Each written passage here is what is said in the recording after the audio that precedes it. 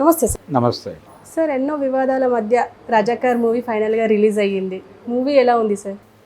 షోయబుల్లా ఖాన్ని అడ్డం పెట్టుకుని, అంటే షోయబుల్లా ఖాన్ భుజం మీద తుపాకీ పెట్టి ముస్లిం సమాజాన్ని కాల్చే ప్రయత్నం చేశాడు ఈ డైరెక్టర్. ఇది దుర్మార్గం. షోయబుల్లా ఖాన్ని చంపింది రజాకారులే, దానిలో ఎవరికి ఏ రకమైనటువంటి ఇది లేదు. ఆయన ఫ్యామిలీ కూడా ఇక్కడ నుంచి పారిపోయింది. షోయబుల్లా ఖాన్ కూతురు వాళ్ళు కూడా పారిపోయి తర్వాత వచ్చారు. వచ్చిన తర్వాత కూడా అంటే దాదాపు 2005 ఆ ప్రాంతాల్లో వాళ్ళని గుర్తించి ఒక మీడియా వాళ్ళు వెళ్ళి మాట్లాడించే ప్రయత్నం చేశారు. మేము మాట్లాడమని చెప్పారు వాళ్ళు. ఆయన కూతురు అల్లుడు ఇద్దరు మాట్లాడమని చెప్పారు. మేము ఇప్పుడున్నటువంటి ముస్లిం సమాజంతో గొడవ పెట్టుకోదలుచుకోలేదు. అంటే ఎంఐఎం రియాక్ట్ అవుతుందేమో తాము మాట్లాడితే అని భయపడ్డారు వాళ్ళు. ఈ వాతావరణాన్ని క్యాష్ చేసుకునేటువంటి ప్రయత్నం ఎన్నికల్లో ముస్లిం సమాజం మీద షోయబుల్లా ఖాన్ భుజం మీద తుపాకీ పెట్టి కాల్చి వాళ్ళని టెర్రరైజ్ చేసి, తెలంగాణలో నిజాం ప్రభుత్వ కాలంలో జరిగినటువంటి దుర్మార్గాలు చెప్పడం ద్వారా ఇక్కడ హిందూ ఓట్లని కన్సాలిడేట్ చేసేటువంటి ప్రయత్నం, ఈ రెండు ప్రయత్నాల కోసం ఈ సినిమా తీశారు. ఇంత డబ్బులు మొబలైజ్ అయినాయి అంటేనే స్కీమ్ ఉంది దీని వెనకాల అని అర్థమవుతుంది. దీని వెనకాల చాలా స్పష్టంగా హిందూ మత సంస్థల తాలూకా ప్రమేయం ఉంది, ఫండ్స్ ఉన్నాయి, చాలామంది డబ్బులు పెట్టారు, చాలా లావిష్గా తీశారు సినిమాని, ఎక్కడా రాజీ పడలేదు. అంటే ఆ సీన్ ఆడియన్స్ మీద ఒక ఎఫెక్ట్ వేయాలి అని అనుకున్నారు వాళ్ళు. ఏదో సాదా సీదాగా తీయాలని అనుకోలేదు. బలమైన ముద్ర వేసేలా ఉండాలి సన్నివేశాలు అని తీశారు. ఆ క్రాఫ్ట్మెన్షిప్ అనేది చాలా గొప్పగా ఉంది. అంటే ప్రతి సన్నివేశాన్ని చాలా భావోద్వేగాలతో నింపాడు. కానీ ఆ భావోద్వేగాలు చాలా ప్రమాదకరమైనటువంటి పరిస్థితి. అవి ఈ సమాజాన్ని, అంటే కాశ్మీర్ ఫైల్స్ కూడా ఇలాగే చేశారు. వీళ్ళకి ప్రేరణ కాశ్మీర్ ఫైల్స్, కేరళ స్టోరీ వీళ్ళకి ప్రేరణ. కాశ్మీర్ ఫైల్స్లో కూడా ఆయన చాలా స్పష్టంగా వివేక్ అగ్నిహోత్రి చాలా ఇంటర్వ్యూల్లో చెప్పాడు, నేను ముస్లింలు శత్రువులు అని తీయలేదు సినిమా, హిందువులకి ముస్లింలు వ్యతిరేకి అనే అభిప్రాయం కూడా నా సినిమాలో నేను చెప్పలా, జరిగిన కొన్ని సంఘటనలు చెప్పాను అంతవరకే అన్నాడు ఆయన. కానీ ఆయన చూపించిన సంఘటనలు అన్నిట్లోనూ హత్యకి గురయ్యేటువంటి వాళ్ళు హిందువులు, హత్య చేసేవాళ్ళు ముస్లింలు. అది చాలు కదా ప్రపంచానికి ముస్లింలు చాలా దుర్మార్గులు, వీళ్ళు పొద్దున లేస్తే టిఫిన్ చేసి ఒక హిందువుని చంపి మధ్యాహ్నం భోజనం చేస్తారు అన్న లెవెల్లో తీశాడు ఆయన. దాదాపు అదే పద్ధతిని ఫాలో అయ్యారు వీళ్ళు కూడా.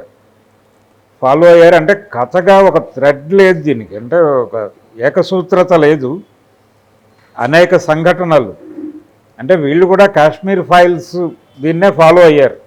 స్క్రీన్ ప్లే ఆర్డర్లో ఫాలో అయ్యి నిజాం నవాబు కాలంలో జరిగినటువంటి కొన్ని వాస్తవ సంఘటనలు తీసుకుని వాటిని చాలా ఎంబోజ్ చేసి చూపించి వాటి చాటున సినిమాని నడిపే ప్రయత్నం చేశారు. చేసి మేము ముస్లింలకు వ్యతిరేకంగా ఈ సినిమా తీయలేదు అని వీళ్ళు కూడా మాట్లాడారు. ప్రీ రిలీజ్ ఈవెంట్లో మాట్లాడిన నారాయణమూర్తి కూడా రాముడు మీ ఒక్కడివాడే కాదు అందరివాడు ఇలాంటి అనేక మాటలు మాట్లాడాడు ఆ వేదిక మీద. మాట్లాడి ఆయన కూడా షోయబుల్లా ఖాన్ని ఉటంకించాడు. షోయబుల్లా ఖాన్ త్యాగాన్ని ఎవరు తక్కువ చేయటం కాదు, ముస్లిం సమాజం కూడా చాలా కష్టాలు అనుభవించింది నిజాం పాలనలో, దాని గురించి కూడా మాట్లాడే ప్రయత్నం చేసుంటే ఇంకా బాగుండేది సినిమా.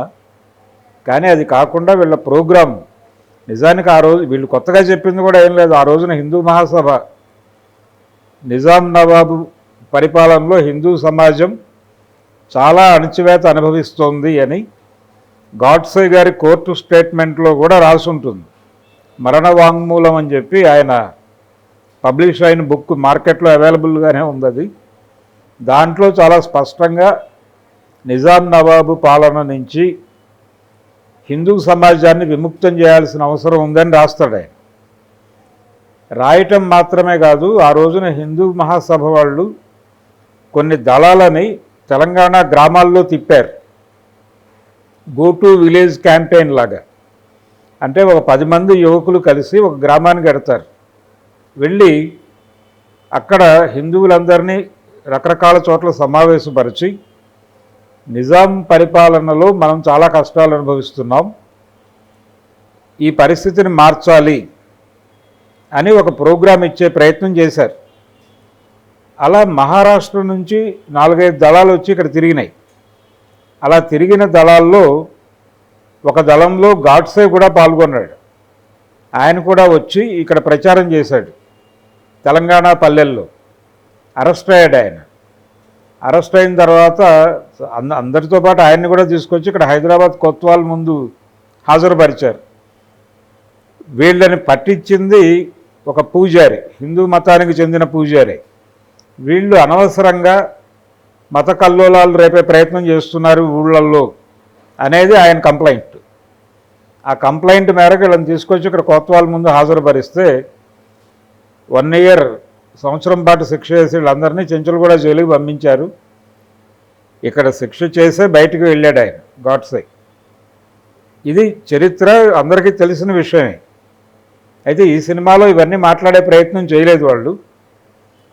ప్యూర్గా చాలా బ్లంట్గా రజాకారులు అంటే అది కేవలం ముస్లిం సైన్యం అనేది ఎస్టాబ్లిష్ చేశాడు, కానీ అది కాదు. వాస్తవానికి అందులో 80% హిందువులే ఉన్నారు. ఇది తెలంగాణ చరిత్ర తెలిసిన వాళ్ళకి ఎవరికైనా తెలుసు.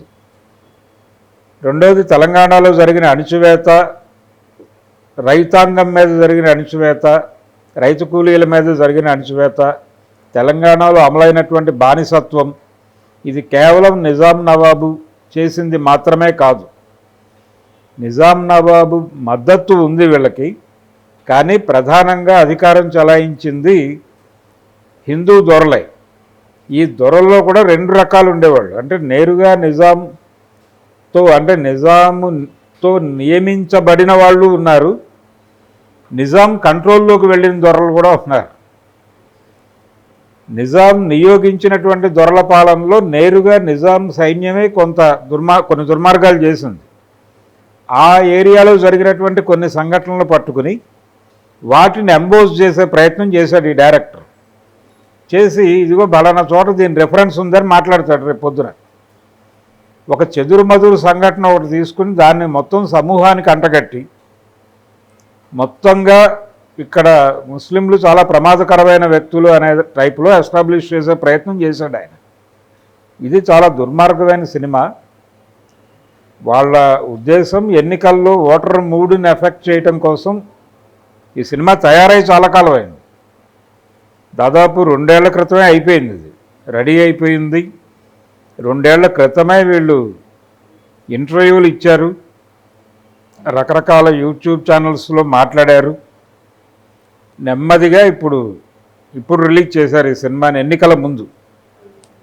రేపు పార్లమెంటు ఎన్నికలు జరగబోతున్నాయి. ఈ ఎన్నికల్లో కాంగ్రెస్ వ్యతిరేక, అంటే వల్లభాయ్ పటేల్ క్యారెక్టర్ని హైలైట్ చేస్తూ జవహర్లాల్ నెహ్రూ, ఇతర కాంగ్రెస్ నాయకులు చాలా దుర్మార్గులు అనేది ఎస్టాబ్లిష్ చేయడం కూడా ఈ సినిమాలో కనిపిస్తుంది.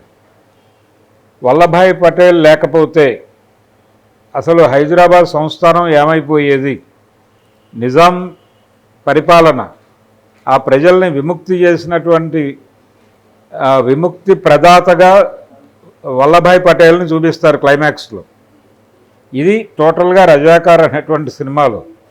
అంటే వల్లభాయ్ పటేల్ ఆపరేషన్ పోలో అనే పేరుతో చేసినటువంటి దుర్మార్గాలు, ఈ మొన్న కూడా మాట్లాడారు కొంతమంది వేదిక మీద. బతుకమ్మలు ఆడిచ్చారు, ఇక్కడ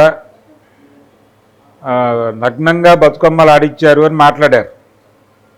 ఇదే పటేల్ సైన్యం, ఇదే పళైనప్పన్ అనే ఒక పోలీస్ ఆఫీసర్ నేతృత్వంలో పోలీస్ క్యాంపులు పెట్టి తెలంగాణ సాయుధ రైతాంగ పోరాటాన్ని అణిచివేయటానికి కాటూరు, యలమర్రు అనే గ్రామాలు ఉన్నాయి కృష్ణా జిల్లాలో. ఇక్కడ గాయాల పాలైన వాళ్ళు, అనారోగ్యం పాలైన వాళ్ళకి అక్కడ ట్రీట్మెంట్ చేస్తున్నారని తెలిసి అక్కడ క్యాంపు పెట్టి గాంధీ విగ్రహం చుట్టూ ఆ ఇన్ఫర్మేషన్ చెప్పలేదని ఆ ఊరి ప్రజల్ని గుడ్లోడు తీసి గాంధీ విగ్రహాల చుట్టూ తిప్పి కొట్టినటువంటి చరిత్ర పటేల్ సైన్యానికి ఉంది. అది కూడా చూపిస్తే బాగుండేది. కాబట్టి దుర్మార్గాలు అందరూ చేశారు.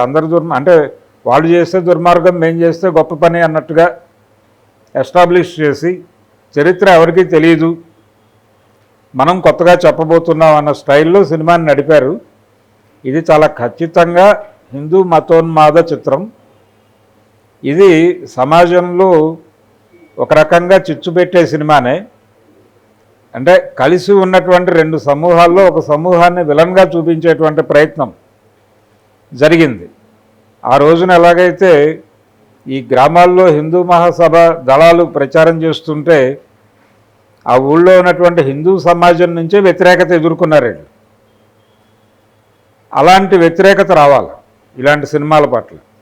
ఇవి కమ్యూనల్ హార్మనీని ఇబ్బంది పెట్టేటువంటి సినిమాలు ఇలాంటివి. అది కాశ్మీర్ ఫైల్స్ కావచ్చు, లేకపోతే రజాకార్ కావచ్చు, కేరళ స్టోరీ కావచ్చు. ఇవన్నీ ఏదో ఒక 2-3 చెదురుమదురు సంఘటనలు తీసుకుని దాన్ని మొత్తం ఒక కమ్యూనిటీకి ఆపాదించి ఆ కమ్యూనిటీని బ్లేమ్ చేసే పద్ధతిలో సినిమా తీయటం.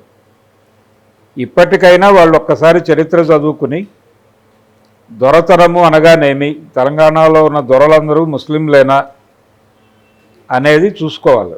ఈ దొరలందరూ పటేల్ రాజ్యం తర్వాత, పటేల్ ఎప్పుడైతే యూనియన్లో విలీనం చేశాడో చేయగానే దొరలు అంటే సాయుధ పోరాట కాలంలో పారిపోయి హైదరాబాద్ వచ్చిన దొరలందరూ కాంగ్రెస్ టోపీలు పెట్టుకుని కాంగ్రెస్ పార్టీలో చేరి వెనక్కి వెళ్ళారు, తిరిగి పల్లెలకు వెళ్ళారు. ఆ వెళ్ళేటప్పుడు వాళ్ళ మూడ్ ఎలా ఉంది అనేది దాశరథి రంగాచార్య గారి జనపదం నవల్లో ఉంటుంది. ఓపెనింగ్ షాటే వెనక్కి ఊళ్ళోకి వెడుతున్నటువంటి దొరగారు అనుకుంటూ ఉంటాడు. అంటే ఆయనకి ముందు ఒక పోలీస్ జీప్ పెడుతూ ఉంటుంది, వెనకాల ఒక పోలీస్ జీపు సైన్యము వస్తూ ఉంటుంది ఎవరన్నా ఏదైనా చేస్తే కంట్రోల్ చేయటానికి. ఈ నిజాం ప్రభు మాకు ఇలాంటి భద్రత ఏర్పాటు చేసుంటే అసలు మేము హైదరాబాద్ వెళ్ళాల్సిన అవసరమే వచ్చేది కాదే అంటాడు ఆ దొరగారు. అది వాస్తవం. అందుచేత నిజాం కంటే కూడా ఎక్కువ దుర్మార్గం పటేల్ హయాంలో జరిగింది. అది ఆల్రెడీ రికార్డ్ అయి ఉంది. దాన్ని మసిపూసి మారేడుకాయ చేసే ప్రయత్నం చేశారు ఈ సినిమాలో.